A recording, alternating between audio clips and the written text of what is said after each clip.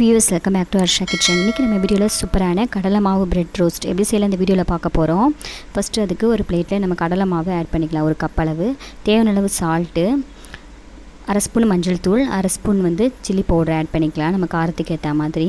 இது எல்லாத்தையும் நல்லா கொஞ்சம் கொஞ்சமாக தண்ணி ஊற்றி நம்ம பச்சை மாவு பதத்துக்கு நல்லா இது நம்ம மிக்ஸ் பண்ணி எடுத்துக்கலாம்.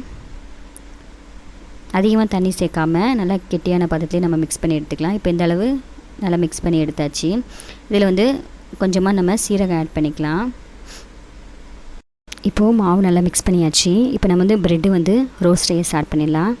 அதுக்கு ஒரு தோசை தவாவில் கொஞ்சமாக பட்டர் ஆட் பண்ணியிருக்கேன். நீங்கள் ஆயில் வேணாலும் ஆட் பண்ணிக்கலாம், இல்லை நெய் வேணாலும் ஆட் பண்ணிக்கலாம். இப்போ ஒரு ப்ரெட்டாக நம்ம கடலை மாவில் நம்ம இந்த மாதிரி மிக்ஸ் பண்ணிவிட்டு சுற்றியும் எல்லா சைடும் மிக்ஸ் ஆகிறாப்புல மிக்ஸ் பண்ணிவிட்டு நம்ம தவாவில் போட்டுக்கலாம். இது நீங்கள் பஜ்ஜி செய்கிறத விட ரொம்ப சிம்பிள் மெத்தடு. நம்மளுக்கு பிரெட் ரோஸ்ட் சூப்பராக நம்மளுக்கு கிடைக்கும். இது கூட நீங்கள் வெஜிடபிள்ஸ் இருந்தாலும் ஆட் பண்ணிக்கலாம். நான் கொஞ்சமாக ஆனியன் ஆட் பண்ணியிருக்கேன்.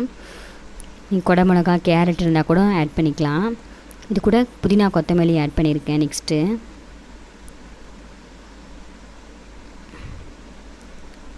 இப்போ இதுக்கு மேலே நம்ம கொஞ்சமாக பட்டர் ஆட் பண்ணிக்கலாம். இப்போ நம்ம திருப்பி போடும் போது இந்த சீன் நல்லா குக் ஆகணும், அதுக்காண்டி நான் பட்டர் ஆட் பண்ணியிருக்கேன்.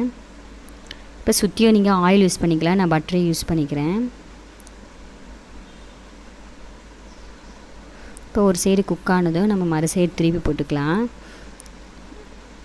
இப்போ சூப்பராக நம்ம பிரெட் ரோஸ்ட் ரெடி ஆயிடுச்சு.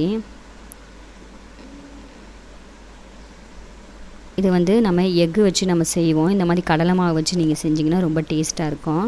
குழந்தைங்க ரொம்ப விரும்பி சாப்பிடுவாங்க. நீங்கள் குழந்தைங்களுக்கு ஈவினிங் ஸ்நாக்ஸு, டீ டைம் ஸ்நாக்ஸாக கூட இதை நீங்கள் ரெடி பண்ணி தரலாம். இப்போ இந்த மாதிரி கட் பண்ணி நம்ம எடுத்துக்கலாம். இப்போ இன்னொரு ப்ரெட்டையும் நான் இந்த மாதிரி ரோஸ்ட் பண்ணி எடுத்திருக்கேன். இதையும் இந்த ஷேப்பில் நான் கட் பண்ணி எடுத்திருக்கேன்.